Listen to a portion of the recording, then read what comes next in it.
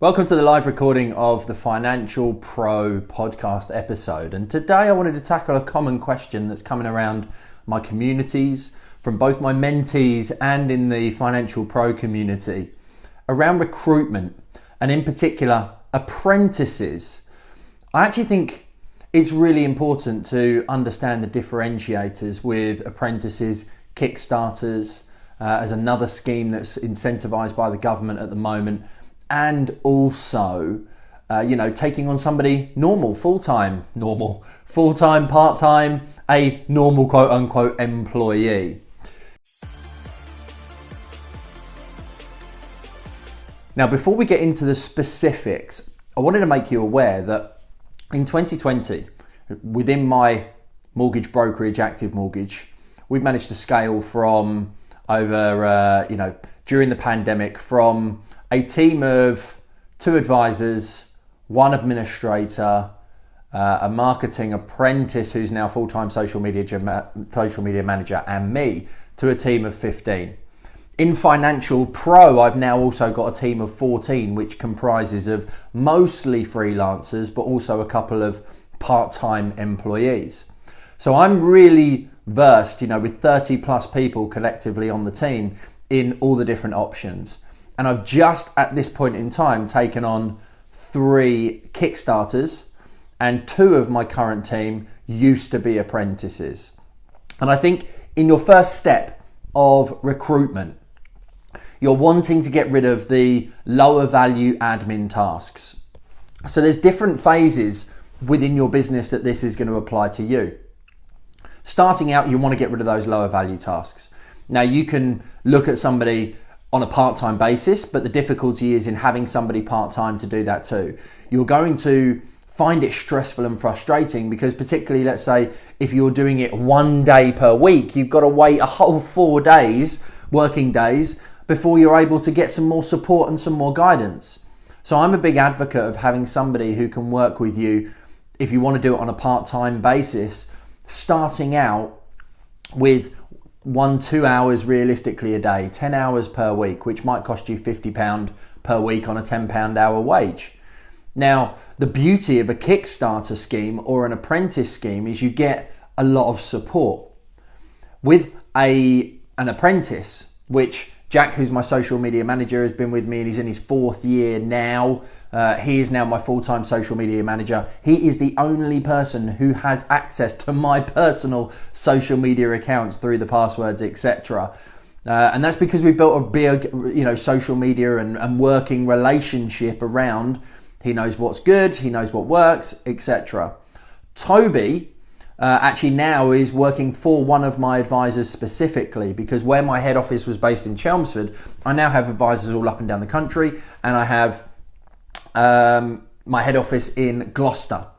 So Toby actually is still based in Chelmsford, brought on by the pandemic, works from home, uses my computers, etc., but works specifically with one of my advisors who is doing fantastically well. So Toby joined in the January of 2019 as an apprentice. And this is the key thing, which I see so many people in financial services getting bogged down with when you look at apprentices. The idea is you've got to show them how to do the job. You've got to let them shadow you for a long period of time, 1, 2, 3 weeks, and start to delegate out a few tasks. Now, for an apprentice, you could pay realistically £10,000 for the year, as a wage. You could add incremental bonuses in there based on their development, their improvement, their growth. You could, hopefully you're looking at a long-term relationship where you give them the opportunity to have an employed role afterwards, exactly as I did for Toby. He's done a business administration apprenticeship. And within 3 months, to give you an example, Toby was able to answer the phone, book all the new leads, manage the diary, chase lenders, chase solicitors, upload documentation to the lender, everything post application for a mortgage. He was also able to start keying agreement in principles and life insurance policies, and within 6 months fully proficient in life insurance. Now, a conversation that I had with one of my coaching clients yesterday was very much a case of, yeah, but he's doing a business administration apprenticeship. I said, yeah, but 80% of mortgage, financial and insurance is administration. So you can definitely get somebody going down that path much, much quicker. And it starts with just being able to, complete a fact find. So I think often the limitation is in your own head. You're a sole trader, you're starting out, and you're concerned about, are you going to have the money to pay for them? Well, if you look at that point, you've got 3 months worth of pipeline income from the applications that are currently going through, the life insurance that you're potentially dealing with.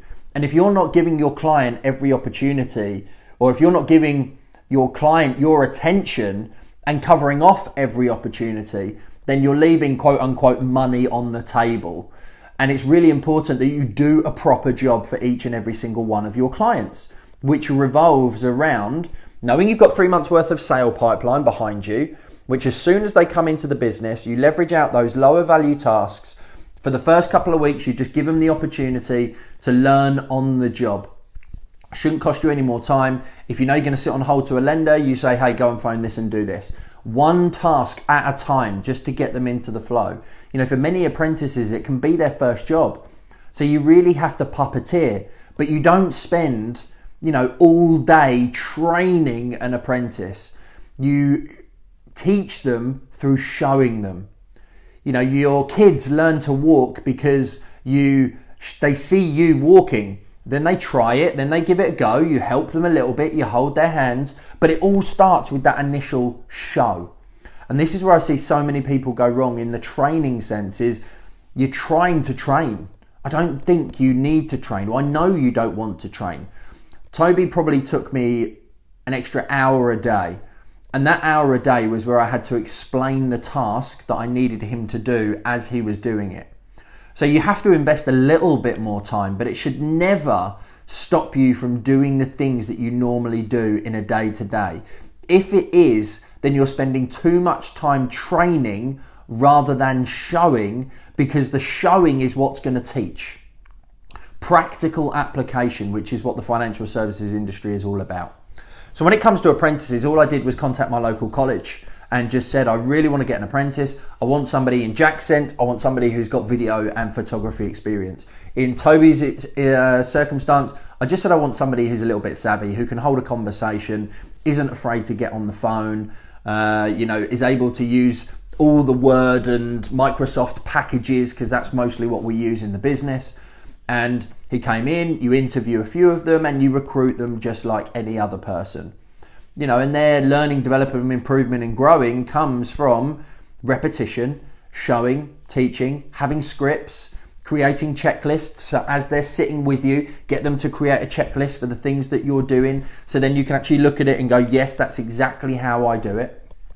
And that's exactly the same when you bring in someone part-time without any experience.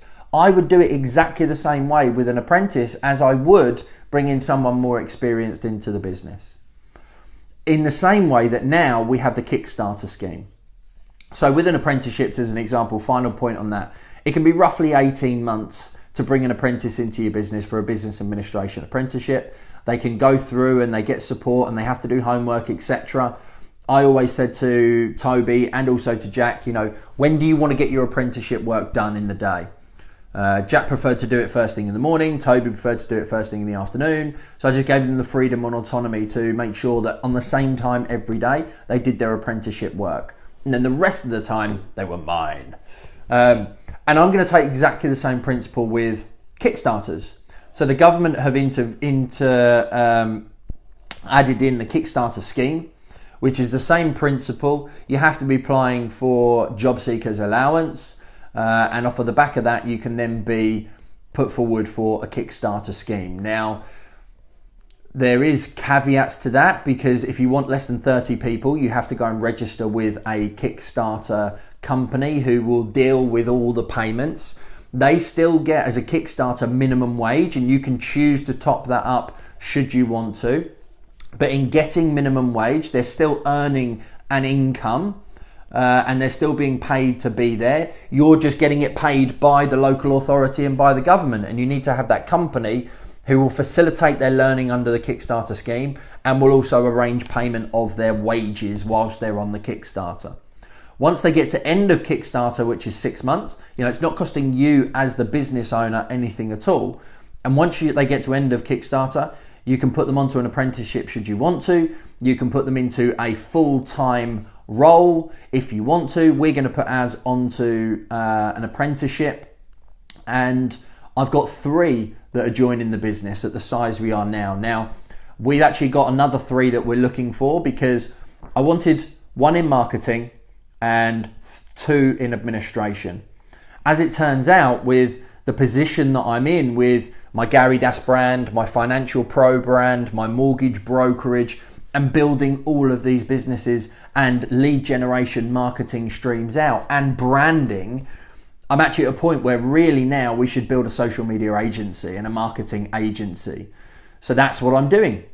I interviewed one girl. She is an expert at video and editing and production. I interviewed another girl. She absolutely loves the written word and everything around writing and SEO and blogs and transcriptions and turning them into great words. And then I interviewed another one who was a social media manager for an events company and absolutely loves social media and all the different channels.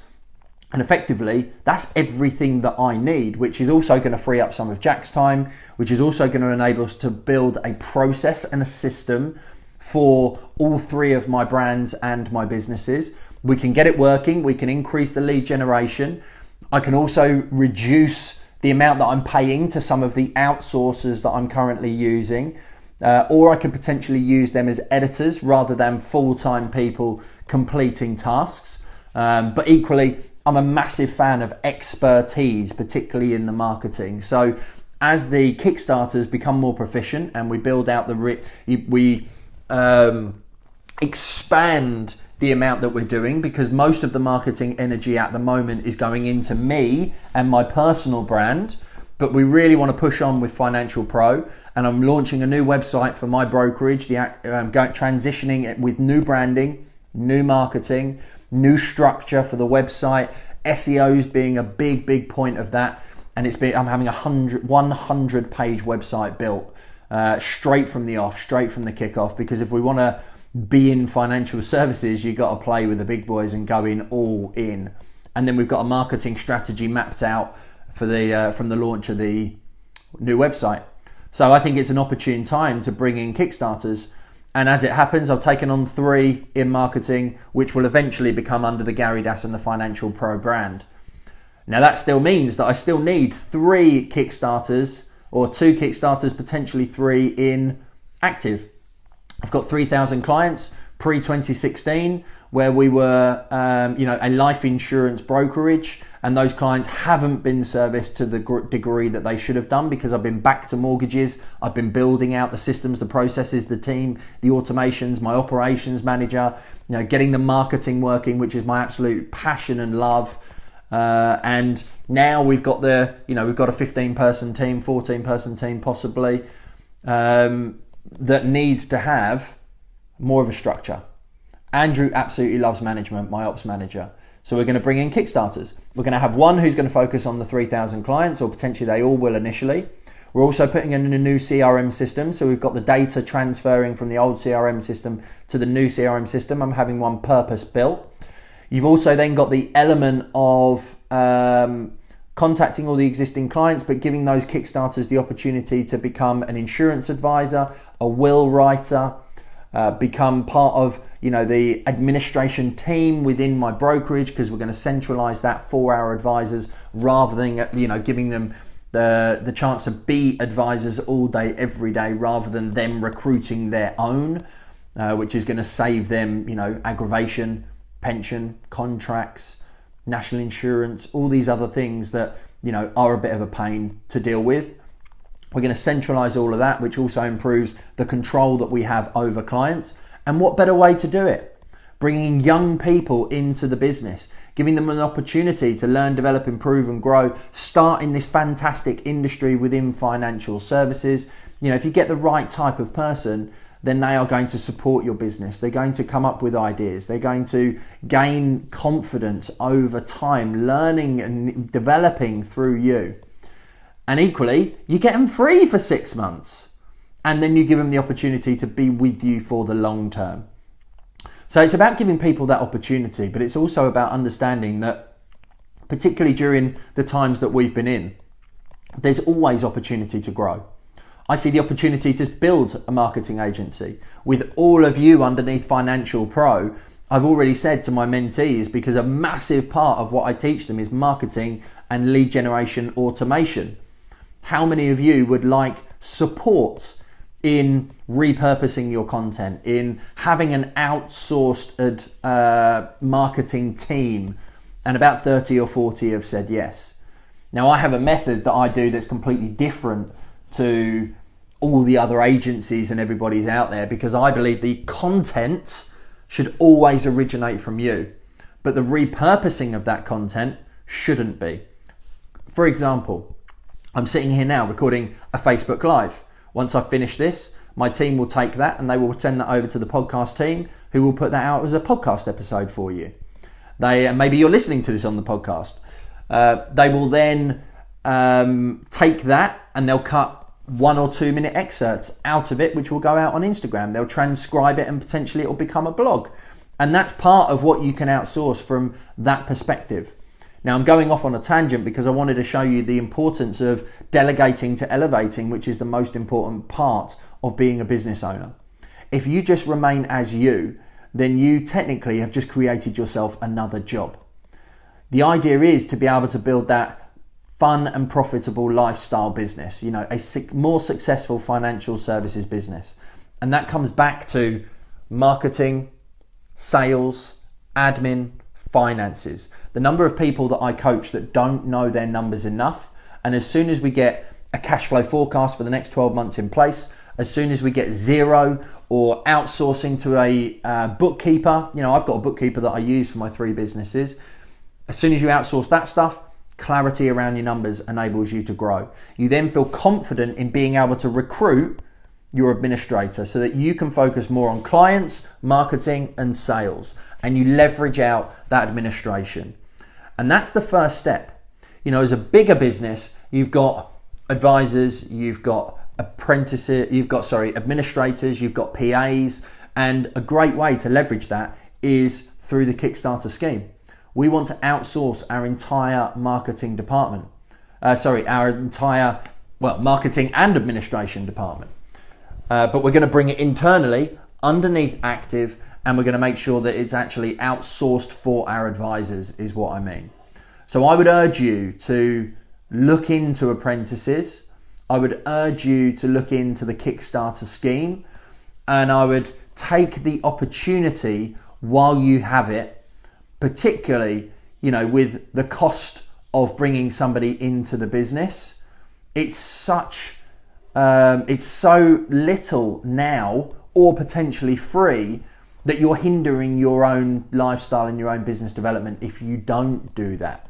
Because the more time that you can spend doing what you love with who you love and building your business, automating the processes, earning the income that you want to earn, you know, there's opportunity right now to bring Kickstarters and Apprentices into your business for free or low cost. And you should grab that with every opportunity. What's the risk? You get to the end of 6 months with a Kickstarter and you just say, look, I'm really sorry, it hasn't worked out in the way in which I thought. And, you know, we haven't been able to increase the sales, which I don't know how anybody could not manage to do that.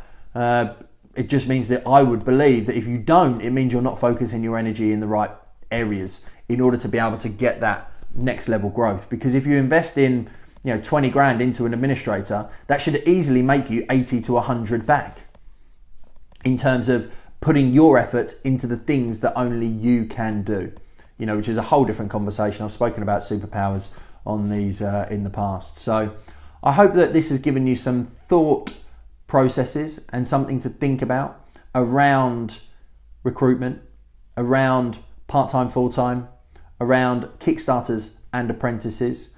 Let me know what you think by connecting with you on socials or commenting in which one you're going to go for. Any further questions that you have around it. You know, just remember, if you don't recruit at least one person into your team, you've basically created yourself another job. At least giving you the opportunity to have some freedom, have some autonomy, not be stuck answering the phones, dealing with every single task that comes into the business, wearing all of the hats that cause you stress, cause you frustration, cause you anxiety. The best place to start is to start noting down everything that you do in half an hour intervals, and just keeping a log and a track of that for a couple of weeks. And then everything that upsets you, everything that stresses you out, everything that's a waste of your time, or you deem a waste of your time, or is administration and not money making or income generating, that's your job description. That's the bullet points that you want that other person to do for you. And that can be the first thing that you take on when it comes to apprentices, Kickstarters, or bringing someone a little more experienced into the business. And even as a bigger organization, there is an opportunity to give young people a chance. So take advantage of that. Transform your life, transform your business. And thanks very much indeed for tuning in to this episode of the Financial Pro podcast. Remember, now's the time to become pro.